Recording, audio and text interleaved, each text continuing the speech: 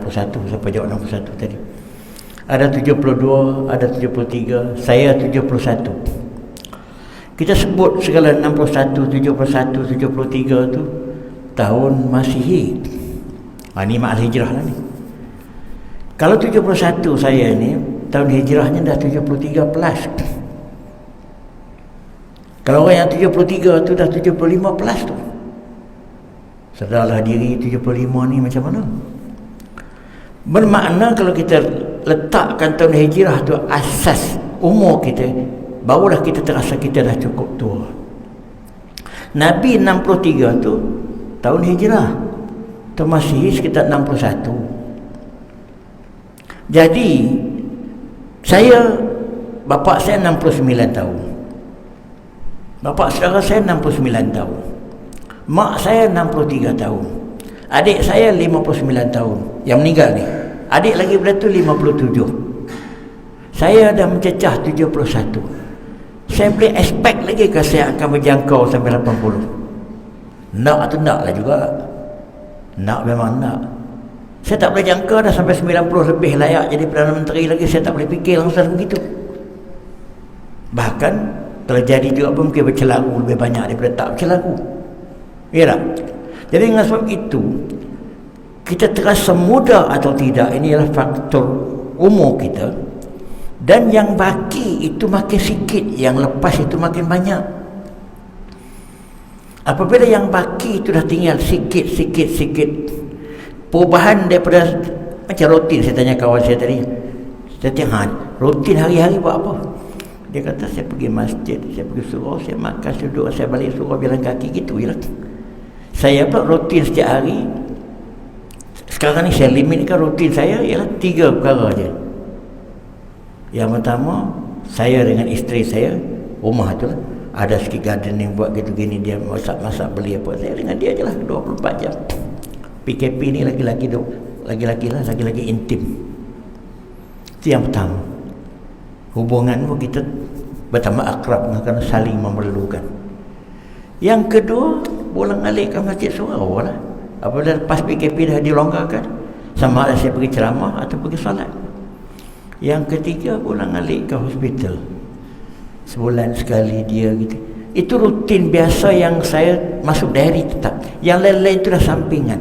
Ziarah kawan-kawan pun dah tak boleh dah. Bahkan kematian yang berlaku dengan banyak waktu ni pun tak pergi ziarah.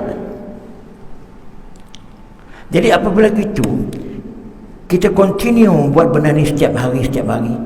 Malam ni kita balik, kita tidur, InsyaAllah pagi besok kita bangun balik, sambung rutin itu. InsyaAllah kita sambung balik itu. Apa kita punya persepsi kepada proses ini semua? Saya nak tanya, apa kita punya tanggapan kepada benda ni semua? Apa benda ni? Saya menganggap itu kita meneruskan perjalanan kita ke satu destinasi yang kita akan sampai, cuma entah bila, entah bagaimana. Itu saja.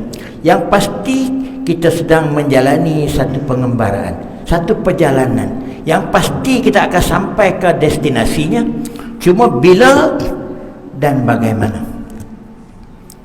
Bila maknanya mungkin besok, mungkin tahun depan, mungkin 2 tahun lagi. Bagaimana? Mungkin di IJN, mungkin di tengah jalan, mungkin di padang tenis, mungkin di tempat semayang, terpulang pada rezeki masing-masing. Apa yang pasti saya yakin, masa untuk itu terlalu singkat, terlalu pendek dah yang tinggal, yang lepas dah banyak. Apabila masa yang singkat ini, injury time yang macam ni, skor gol last minute tu cukup penting untuk menang ataupun bukannya untuk draw. Kalau last minute masih duk gelecek, masih tak tentu, main nak goreng, duk tayang panas sikit tapi tak boleh skor gol, tak payah main bola. Yalah.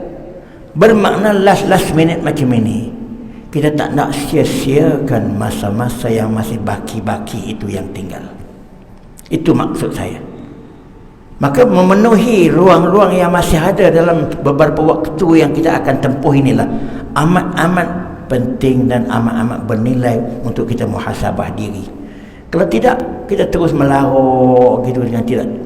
Ada orang yang perangai 70-an, perangai macam orang 20-30-an pun ada.